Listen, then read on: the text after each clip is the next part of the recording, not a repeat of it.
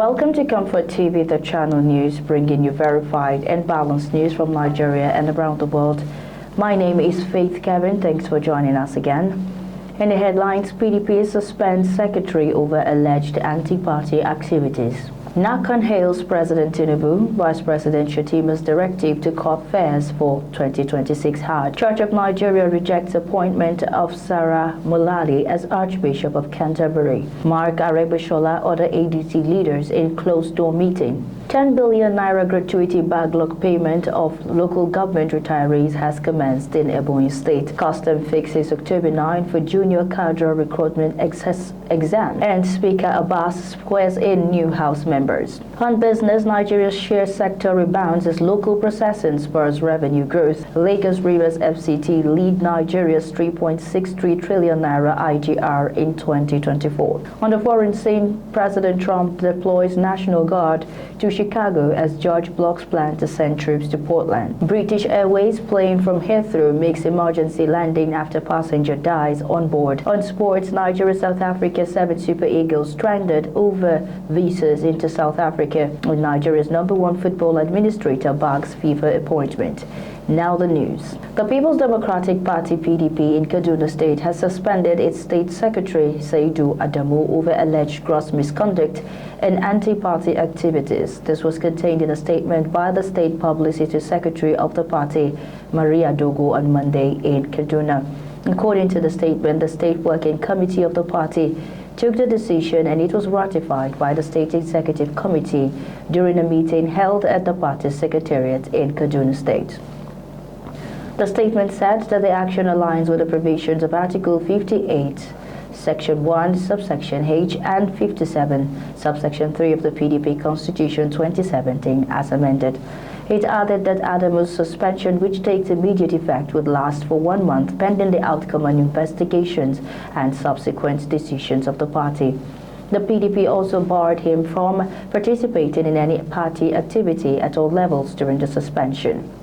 The chairman, board, management, and entire staff of the National Hajj Commission of Nigeria have commended President Bola Tinubu and Vice President Kashim Shettima for their recent directive to reduce the cost of the 2026 Hajj, describing the gesture as a thoughtful and timely move that brings great relief to intended pilgrims across the country.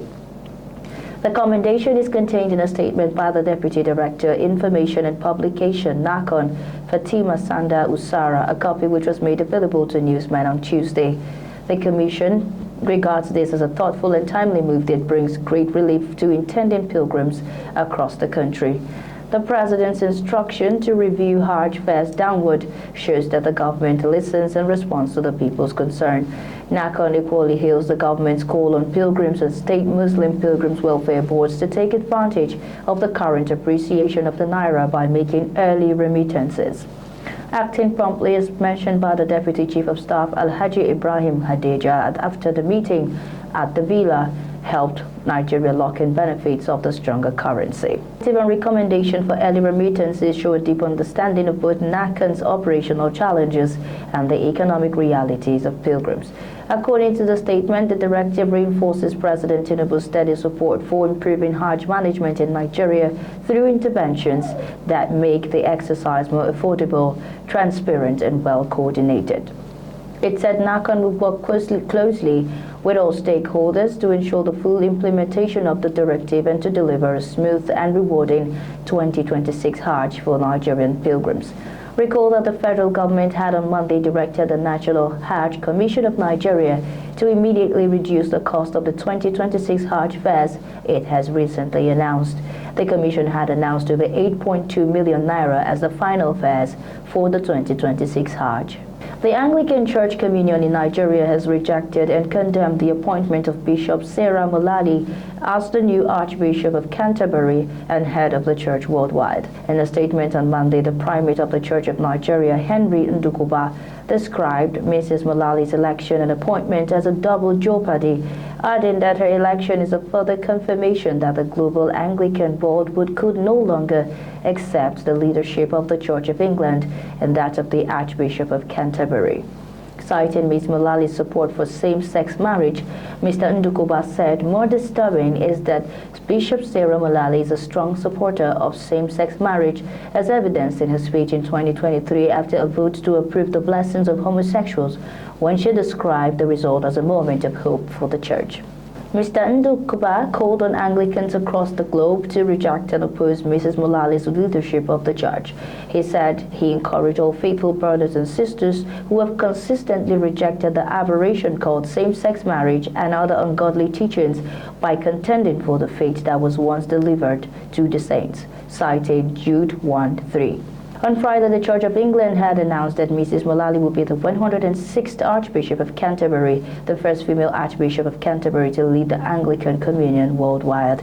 Mrs. Mullaly's appointment comes after her predecessor, Justin Welby, resigned abruptly from the position last November. Leaders of the African Democratic Congress held a closed-door meeting in Abuja. The meeting, chaired by former Senate President and ADC National Chairman David Mark, was attended by prominent party figures including Ogbeni Raouf Aragbeshola, the National Secretary Babachir Lawal, a former Secretary to the Government of the Federation, and Professor Oseiman Osumbo, a former Governor of Edo State, amongst others. Addressing members of the National Working Committee, NWC, Mark said the ADC was determined to depart from the conventional style of politics that prioritizes personal interest over national progress. The Ebonyi government commenced the payment of a gratuity backlog amounting to 10 billion naira to over 4,000 retired local government employees. The Commissioner for Local Government and Chieftaincy Matters, Uchenna Igwe, while inaugurating the payment in Abakaliki, said the move would ameliorate the suffering of retirees. Mr. Igwe described the gesture as a defining moment of justice and compassion, as noted in Governor Francis Nwefuru's People Charter of Needs mantra. The Commissioner urged the beneficiaries to use the funds judiciously, especially in supporting their families and communities. The Commissioner for Information and State Orientation, Ikeowa Omebe, recalled that the Governor inaugurated a 6-member verification committee for the exercise on August 1, 2025. The committee, chaired by Catherine Obu, the wife of the state's former deputy governor, was tasked with authenticating claims and determining eligibility for retirees. The Executive Secretary of the State Local Government Pension Board, Emeka Mwono, assured that all verified persons will receive their entitlements. The chairperson of the verification exercise, Catherine Obu, lauded the government for their vision of prioritizing the welfare of retirees. The chairman of the Nigerian Union of Pensioners, Ebonyi Council, Donatuzo Kimini, urged the people of Ebonyi to pray and support the Nwifuru-led administration. Martha Ellen, one of the retirees, thanks the governor for the gesture, noting that it has added a new lease to life for her. The Nigerian Customs Service, NCS, has fixed October 9 for its computer-based CBT recruitment examination for inspectorate and custom assistant cadres. The NCS made the announcement on the service's verified X handle and Facebook page on Tuesday.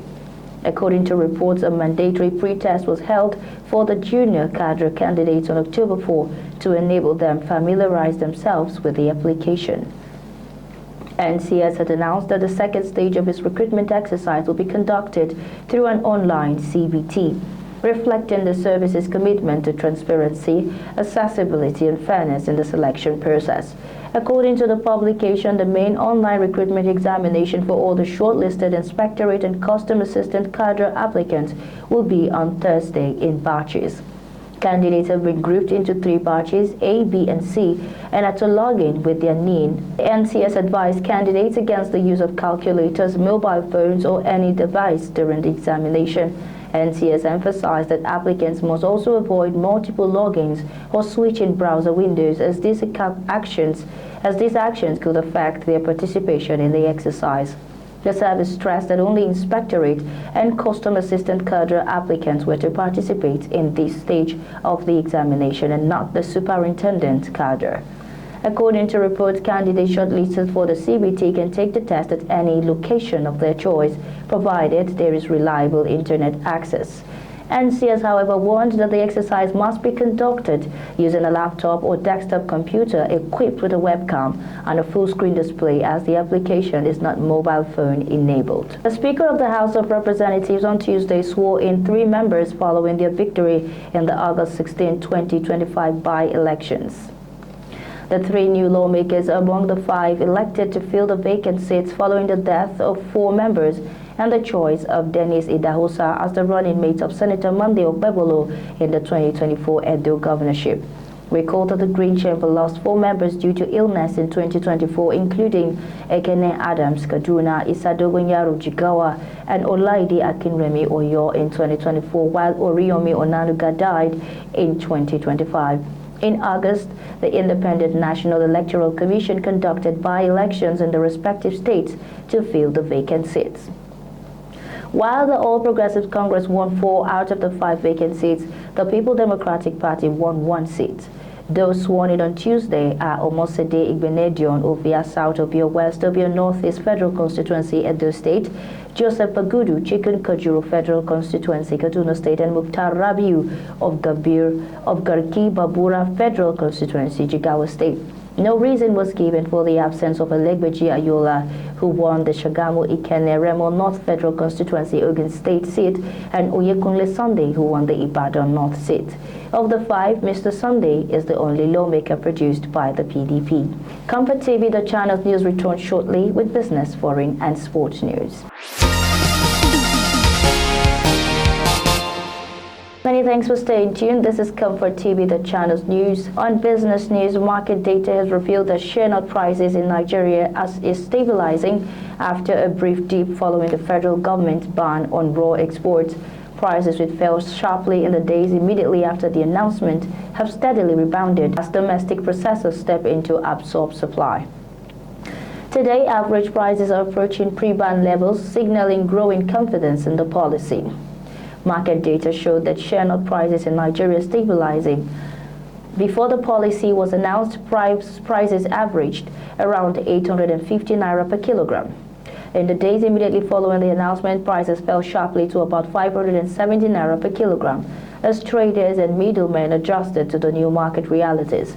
However, by mid-September, prices had rebounded to 710 naira and 800 naira per kilogram towards the end of September, indicating renewed confidence and an emerging balance between supply and demand. As of today, the average market price for share nuts stands at approximately 1,000 naira per kilogram, reflecting both recovery and growing stability. This direction aligns with 30% value addition bill championed by the Raw Materials Research and Development Council (RMRDC) and passed by the Senate in July 2025, now awaiting concurrence in the House of Representatives and presidential assent. The bill mandates that no raw material of Nigerian origin be exported without at least 30% domestic processing. Still on business, Nigeria's 36 states and the Federal Capital Territory (FCT) generated a combined 3.63 trillion naira in internally generated revenue (IGR) in 2024, with Lagos State alone accounting for more than 1/3 of the total, according to new data released by the National Bureau of Statistics in collaboration with the Federal Inland Revenue Service (FIRS). Internally generated revenue across Nigeria's 36 states and the Federal Capital rose to cumulative 10.88 trillion naira between 2021 and 2024, according to NBS. The upsurge in IGR is driven primarily by tax revenue, particularly in Lagos and Enugu states. The report showed that Lagos State retained its position as the country's undisputed economic powerhouse, generating 1.26 trillion naira. The data highlights a widening fiscal divide between southern and northern states. Of the top 10 IGR performers, 8 are from southern states. Enugu emerged as a surprise performer, ranking 5th nationally with 180.50 billion naira. Kano, 74.77 billion naira, and Kaduna, 71.57 billion naira, ranked 9th and 10th. Overall, Nigeria's 3.63 trillion naira total IGR for 2024 represents a notable increase compared to previous years, reflecting gradual improvement in tax collection systems and economic activity post-COVID. On the foreign scene, U.S. President Donald Trump authorized deployment of 300 National Guardsmen to Chicago after a federal agent shot an allegedly armed motorist there on Saturday. Authorized deployment of troops to Chicago and the escalating crisis across the country pleads Trump's increasingly militarized anti-crime and immigration crackdown against opposition Democrats who accuse him of an authoritarian power grab. Illinois Senator Dick Durbin called the move a shameful chapter in the nation's history, adding that the president is not intent on fighting crime, but intent on spreading fear. Chicago and Portland are the latest flashpoints in the Trump administration's rollout of raids following the deployment of troops to Los Angeles and Washington. The raids have seen groups of masked armed men in unmarked cars and armored vehicles target residential neighborhoods and businesses, sparking protest. Protests in Portland did not pose a danger of rebellion, and regular law enforcement forces could handle such incidents, according to immigrants. Oregon Senator Ron Wyden applauded the order, saying the victory supports where Oregonians already know, saying they don't want Donald Trump to provoke violence by deploying federal troops in the state. Still on the foreign scene, a British Airways flight was forced into an emergency landing after a passenger died on board. The plane took off from London Heathrow on Sunday night bound for Abuja, Nigeria. However, it was diverted to Barcelona after a man in his 80s suffered a medical emergency around 2 hours after takeoff. The Nigerian man, a retired Air Vice Marshal, sadly died on board the plane. The incident caused chaos on the flight and reportedly led to a pregnant woman also falling unwell.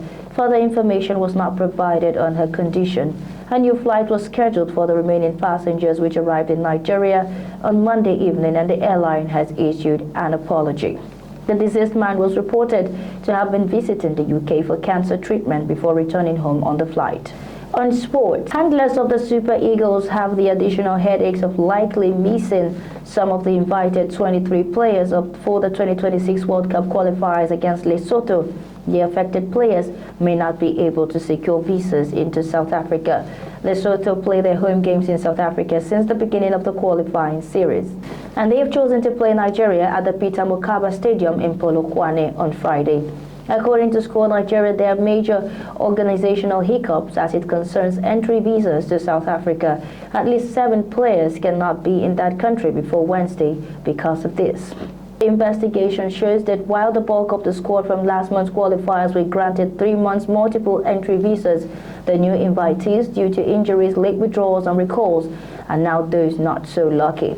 Although a dependable source from South African capital confided in news reporters last night that the number of players have visas issues may not be more than 3.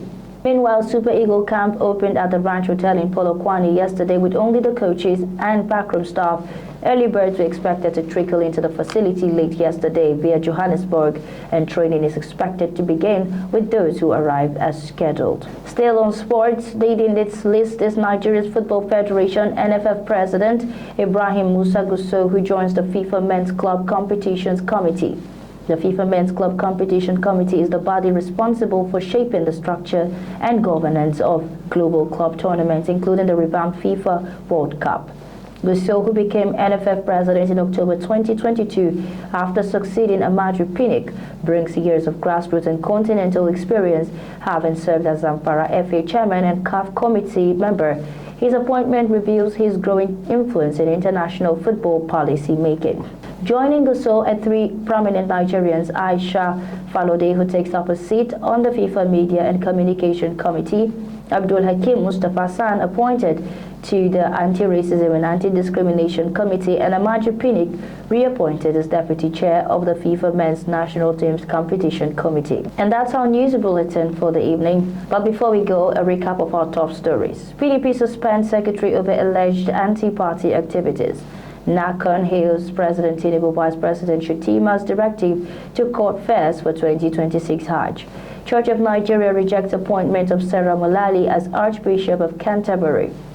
Mark Aregbesola ordered ADC leaders in closed-door meeting. 10 billion naira gratuity backlog payment to local government retirees has commenced in Ebonyi State. Custom fixes October 9 for junior cadre recruitment exams. Speaker Abbas swears in new House members. On business, Nigeria's share sector rebounds as local processing spurs revenue growth.